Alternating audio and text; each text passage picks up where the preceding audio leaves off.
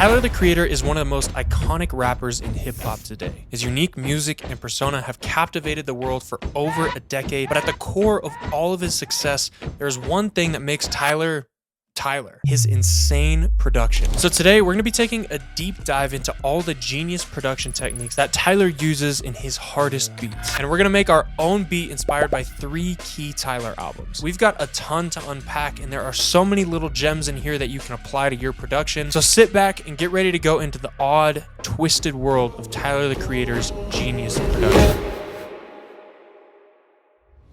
Tyler, the Creator, is known for his shocking lyrics over jazz chords and edgy, unique beats, or in his own words, crazy piano chords over fuck you lyrics. Nothing about Tyler's production or music in general is normal or typical, which fits him perfectly as a person and an artist. Now, later on in this video, we're gonna go over how you can make some of those more jazzy chords using out-of-key notes,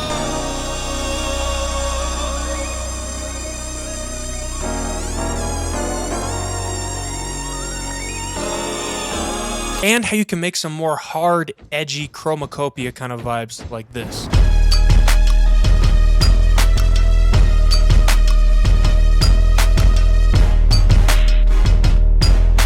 So if you want to learn how those kind of vibes are made, make sure you stick around to the end of this one. The beat in this video continues to get crazier and better as it goes on. But for now, I wanted to dive into his sample-based production that you can hear on songs like A Boy Is a Gun, Sorry Not Sorry, and Are We Still Friends?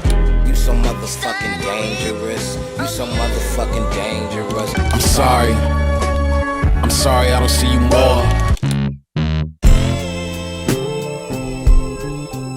On these songs, you can hear that he uses vintage soul samples as the foundation for the record. So to start out our beat, instead of going on YouTube or digging through the crates, try to find a vintage soul sample, we're gonna make our own 100% from scratch. And out of all those songs I just referenced, I really love the sample on A Boy Is a Gun, which, fun fact, is the same exact sample that Kanye used on Bound 2 off of Yeezus. But anyways, when I listened to this sample, the core elements that I really heard that kind of act as the foundation for this song are the drums, the live bass, and the smooth, funky, rhythmic soul guitar.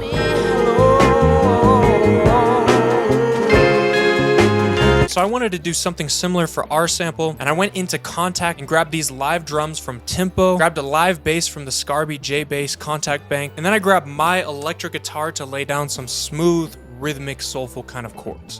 And with those 3 layers, we get this.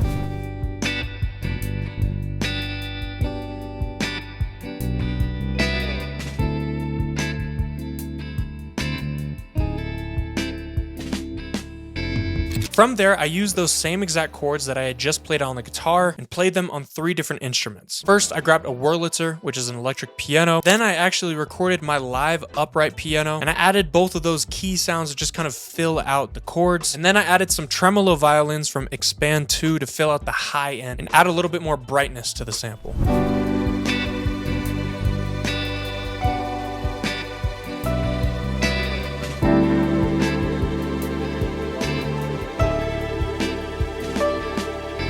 Next, I really loved the high-pitched soul vocals on the Ponderosa Twins sample. These vocals are obviously sung by little kids, so I can't really recreate that texture with my own voice, but I tried to sing in a super high-pitched falsetto kind of tone. And after messing around with some lead vocal ideas and also some soulful backing vocals, I got this little idea.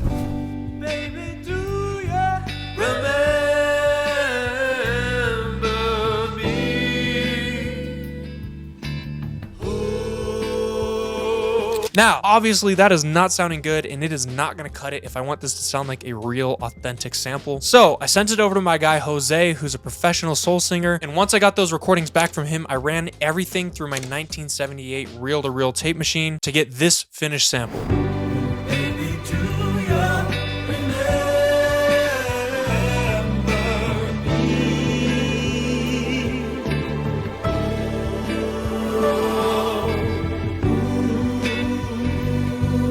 That's sounding pretty good, but before we go in and flip that sample into a Tyler the Creator kind of beat, I've got something special for you. If you like vintage samples like that one we just made, I've got countless just like it and so many more that are up to 80% off right now for Black Friday. Every single kit I've put out is on a huge discount right now, so if you've been looking to upgrade your sound this Black Friday, I got you. This is a great place to start, and if you click the link in the description down below, you can get all my kits up to 80% off. The discount is already applied. All you gotta do is click that link in the description. Anyways, let's get back in and flip this sample. Now that we have the sample done, the first thing that I want to do is change the BPM. After looking into a lot of Tyler's songs, I realized that a good amount of his bigger songs are at 80 BPM or around that range. So the first thing I did was pitch the sample up, and then I sped it up to 160 BPM, which is really just the same thing as 80 BPM. And then I wanted to add some subtle repetitive chops in there, similar to the stop and go choppy kind of feeling that Tyler used on Take Your Mask Off. Make these folks think you got something to teach like you ain't lying.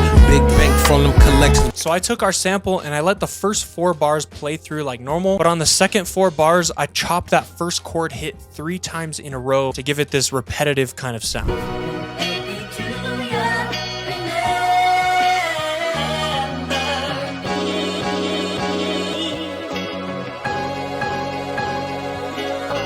Now that we've got our sample chopped, it's time to get into some drums. And one thing I noticed with these kind of beats is Tyler kind of lets the sample speak for itself on these records. The drums kind of take a back seat, and a lot of these drums are really not that hard hitting. Oh, says we should have been. Sorry to my old friends. Stories we could have wrote.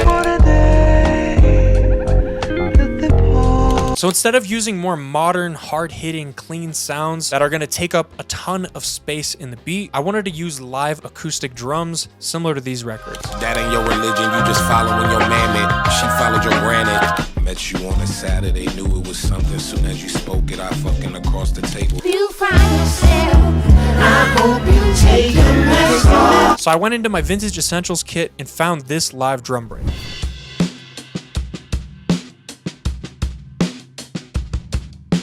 Then, to thicken it up just a little bit, I added in a live bass and a kick.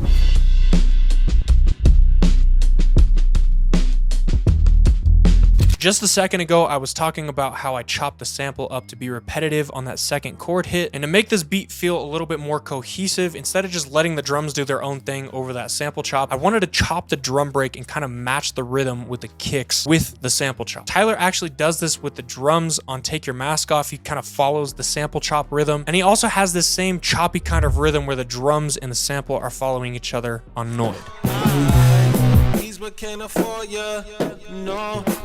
So I chopped up our drum break to fit that sample chop, and to add a little bit more impact on those sample chops, I added an open hat and a crash along with a kick to just really make sure that that part pops.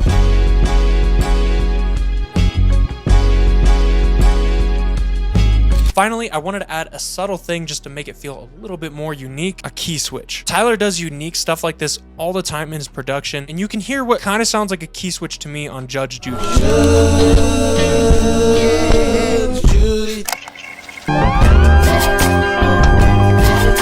So I took the first 4 bars of our intro and pitched it down 1 semitone so that it's playing in a different key than the rest of the beat, and you get this.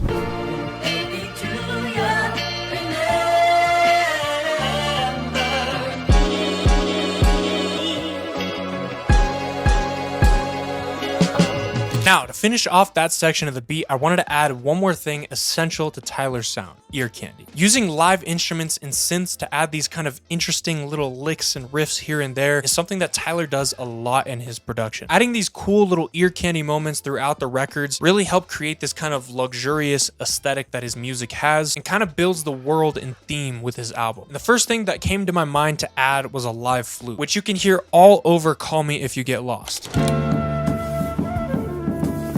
Ladies and gentlemen. So I went into my Vintage Essentials kit and grabbed this live flute trill. Next, I wanted to add some kind of high ear candy chord sprinkle kind of sound like you can hear on these songs.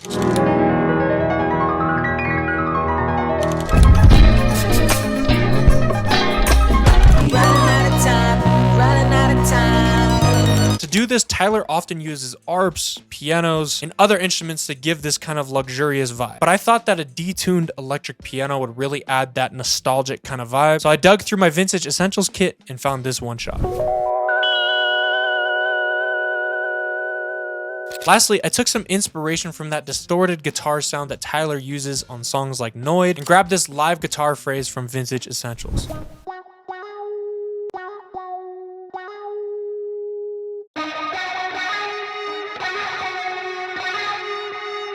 Now that we've built the first section and filled it out, it's time to switch it up a bit. Tyler loves doing B sections in his production, where the vibe of the production changes, but it's not like a huge dramatic beat switch where the whole entire genre changes. Doing this really helps the song kind of tell a story, both with his lyrics and the production, which is a huge part of his sound. So on this switch up section, I wanted to keep that soulful vintage vibe, but I wanted to bring in some more jazzy, dissonant chords like the ones you can hear on these songs. She could ride my face, I don't want nothing in return. Her body counting, I'm special hours, blow shit up at home, back and forth. And an electric piano is the perfect instrument to do this with if you want to get that chill jazzy vibe. So let's hop in the computer and make these chords. All right, so I pulled up an electric piano VST and put down these chords.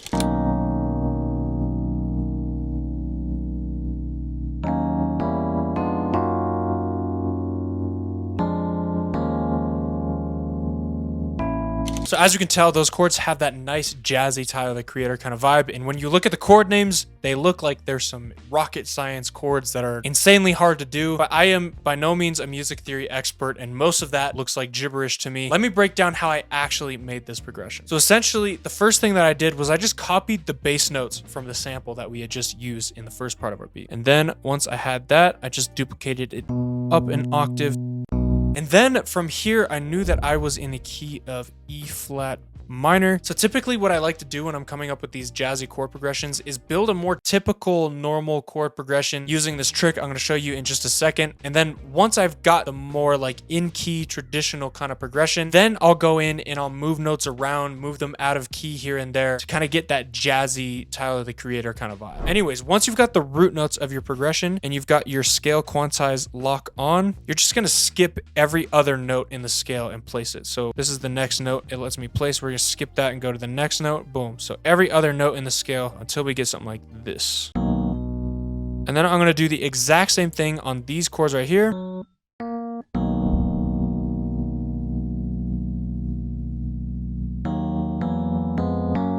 So the first thing I want to do is extend it even further. So what I mean by that is just add more notes to the chord. And this just gives it that luscious, big kind of sound. So I'm going to skip a note in the scale, go here. And then for this one, instead of skipping a note, I'm just going to put one note on top.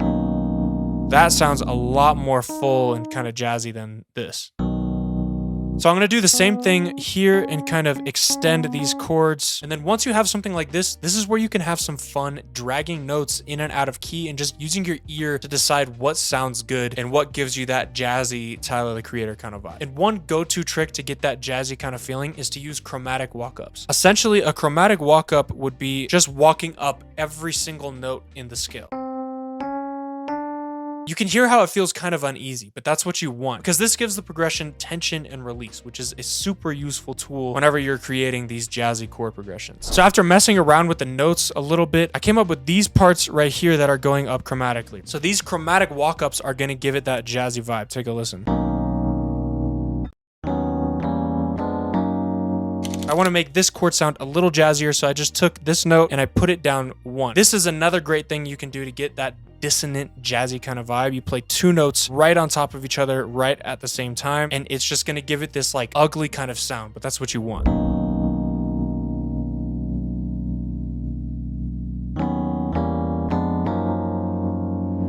Once I had these chords made with the VST, I wanted to level them up just a little bit more. Another key part of Tyler's music is unique texture. So I just bought this new Chroma Console guitar pedal, which is insane. It's gonna give that stock bland VST sound some analog vintage kind of life. I added some vibrato, which gives that detuned vintage effect, some cassette emulation, delay, and saturation on the Chroma Console. Here's the Rhodes before and after.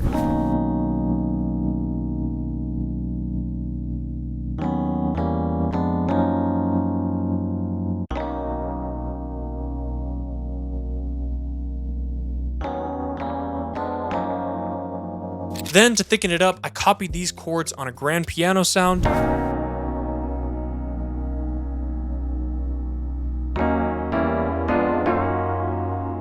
And now we have to get into another core part of Tyler's sound, analog synths. Especially on Igor, you can hear these analog synths that really just add this retro analog aesthetic to the whole entire album. Running out of time, running out of time, running out of time. You should make my earthquake.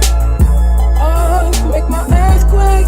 So to get this synthy vibe, I went into the Analog Lab Bank in Vintage Essentials and put down two funky, smooth synth lead kind of sounds to kind of get that earthquake vibe.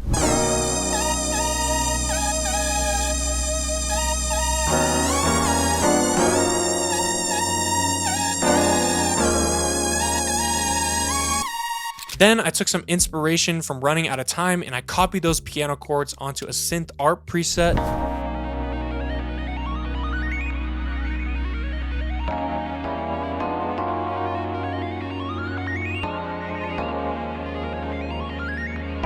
Finally, to fill out the low end, I took some inspiration from Igor's theme.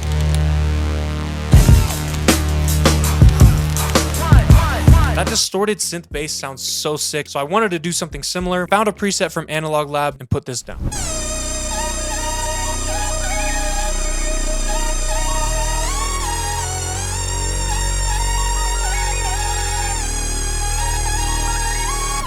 Next up, I wanted to use another technique that Tyler uses across a bunch of his songs, vocal harmonies. And a great example of these vocals I'm talking about is on Noise. Someone's keeping watch.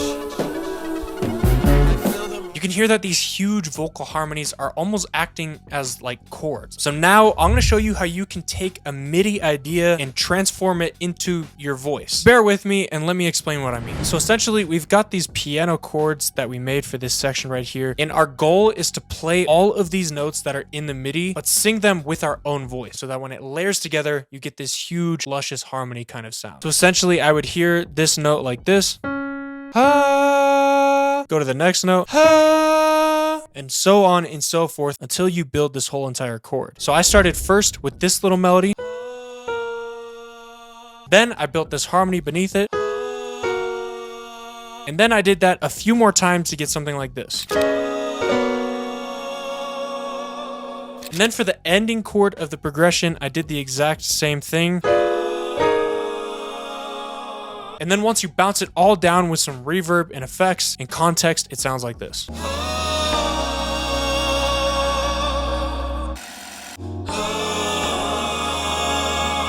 That's sounding pretty sick. And now that we've got all of the melodic parts of that B section down, I wanted to add some drums. But as we all know, Tyler the Creator is very unique with his production, so I didn't want to go for some normal drums here. If you listen to Saint Chroma off of his new album, you can hear that this anthemic stomping sound kind of serves as the backbone for the entire beat. So I wanted to do the same thing for our beat, but I had no idea where to find stomping samples like this until I got an idea. Why not just bang on my desk and record it into the mic? So I did just that, processed the hell out of it with some compression and EQ, and I got this.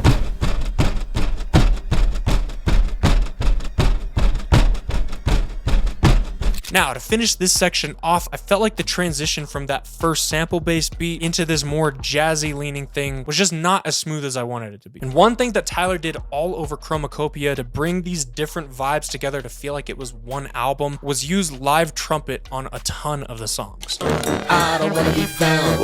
I don't wanna be down.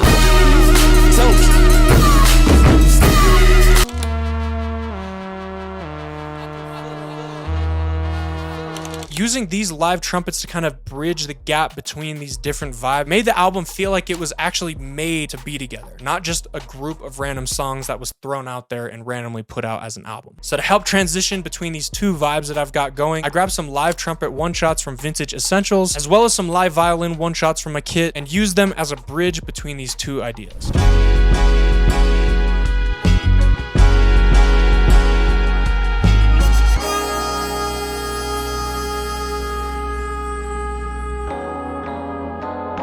Now, both these sections sound great, but Tyler has a much harder, darker side to his production, especially on his latest album, Chromacopia. Songs like Sticky, Ra-Ta-Ta, and Thought I Was Dead.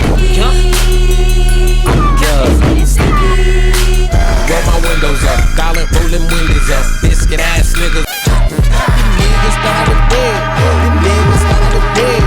I wanted to evolve our beat even more with a complete beat switch and completely flip the vibe on its head. On a lot of these darker songs, the drums have super weird and unique sounds. So in order to make sure that we get some crazy unique drums, let's start with the drums first and then build the melody around the drums. Like I said, the first thing that stuck out to me with the drums on Chromacopia is how unique the percussion and drum sounds that Tyler is using are. A lot of these drums are super reminiscent of old Neptune's, Pharrell, Timbaland, and even Missy Elliott kind of beats. And I think one of the key sounds to that vibe is this high-pitched cowbell kind of thing. Lit ass bitch, step zombie pop shit. Blast fuck, niggas want me, but I must leave. Born way in the hills where they can't see. Swear I burned 20 amps, 28. I love how on these beats there's no hi-hat, and that like high-pitched cowbell is kind of driving the rhythm and kind of taking up that high-end space that a hi-hat would normally take up. In a more typical beat in today's world, people would just slap on a generic trap hi-hat and call it a day. But Tyler is always left field, so to start out our drums, I ditched the hi-hats and I grabbed this weird bell sample.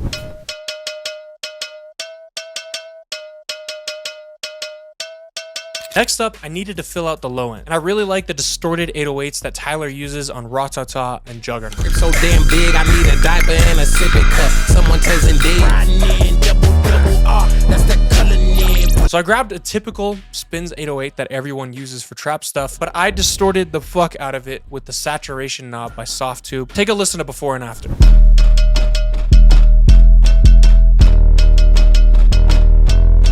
You can hear that it makes it much more gritty, but it kind of softens it in a way, which is exactly what I wanted. Anyways, from here, I wanted to take some more inspiration from that unique Neptune's Pharrell kind of sound that I was talking about earlier. sticky situation, discombobulation, call me red-handed. So I grabbed some early 2000s, 90s Pharrell, Timbaland-esque drum sounds. And then also, if you listen to Darling I, you can hear that Tyler uses that same sound that they use in Drop It Like It's Hot by Snoop Dogg.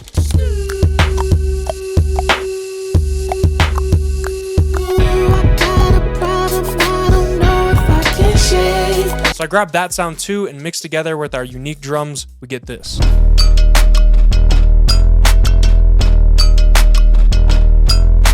Next up, I love how the kick on Sticky is like this stomp anthemic kind of sound. It really gives it that old Timbaland, Missy Elliott kind of vibe.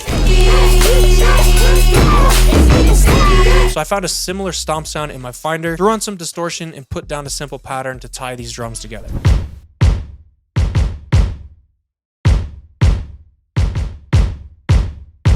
Then for a second section on the drums, I brought in a distorted snare just to kind of evolve the drums as the song continues. I also took some inspiration from the tribal Tom Perk kind of sounds that you can hear on Thought I Was Dead. Shit, y'all mad at me, y'all can suck my dick. Pull up old tweets, pull up old t-shirts. I loved how these toms filled out the beat and just kind of added this like tribal kind of energy. So I found a similar sound, put down a pattern, and we get this for the finished drums.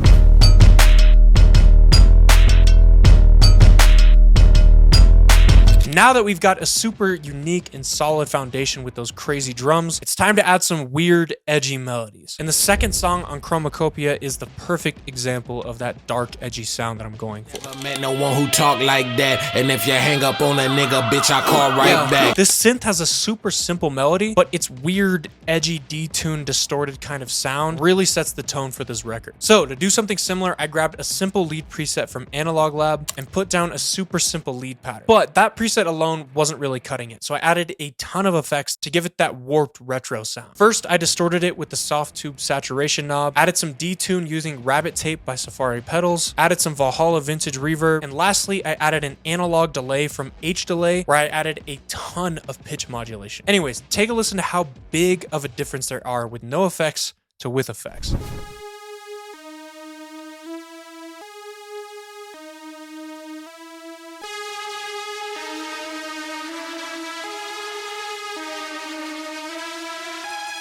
So as you can tell, adding effects is essential to get that weird, edgy kind of Tyler, the Creator sound. So once I had that, I wanted to add some vocal chops. And I really love the vocal chop that Tyler used on Noid. These vocals definitely add to that weird experimental kind of energy that this album has. And after looking into it, I found out that these came from an African rock band in Zambia all the way back in the 70s. So to find something similar, I went on Splice and I just looked up African chants in hopes that I could find something interesting. And I found these.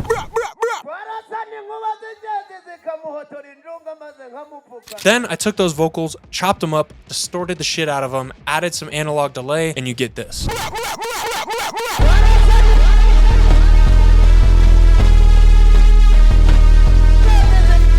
Now, I could stop here, but Tyler's production is OD, experimental, and always pushing the sound. And one thing I love is his use of brass. He's got a few records where he has this kind of marching band anthemic brass sound, and it sounds great. You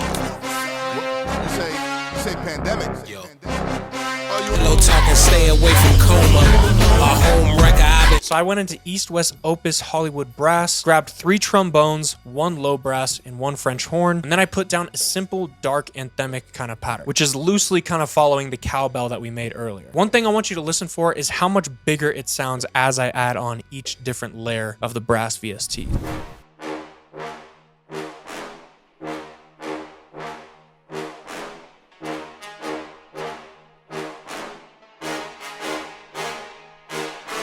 To get that marching band kind of vibe, you really have to add a ton of layers because you got to actually think about a real marching band. There's tons of brass players all in one area playing the same thing. So to emulate that, you've got to have layers. Finally, I took some inspiration again from Sticky, where he has this kind of weird whistle sound as the main melody of the song. And there's a saying that a song isn't a hit unless you can whistle it, so it's safe to say that Tyler hit the mark with that one. Anyways, I recorded a shitty little voice memo on my phone of me whistling while I was on the couch, just coming up with some catchy little melody that I heard over the beat, and I played that with the 808 and the stomps for the outro.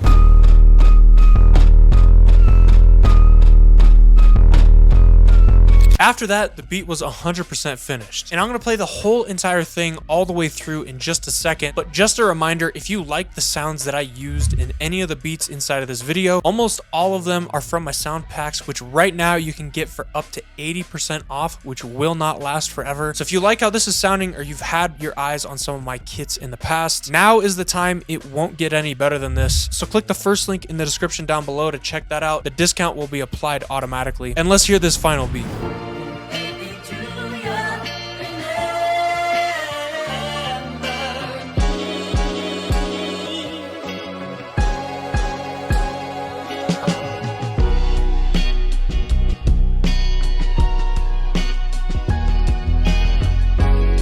Nice chill vibe.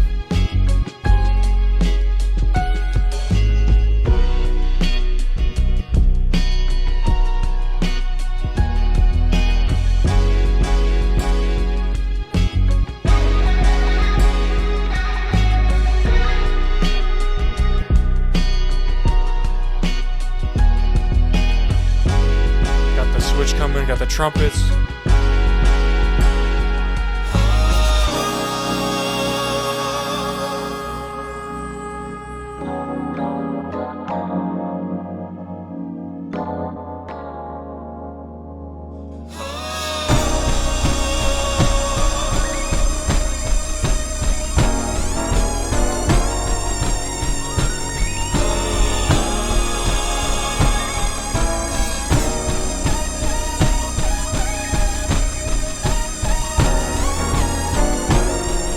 Now we got the real switch.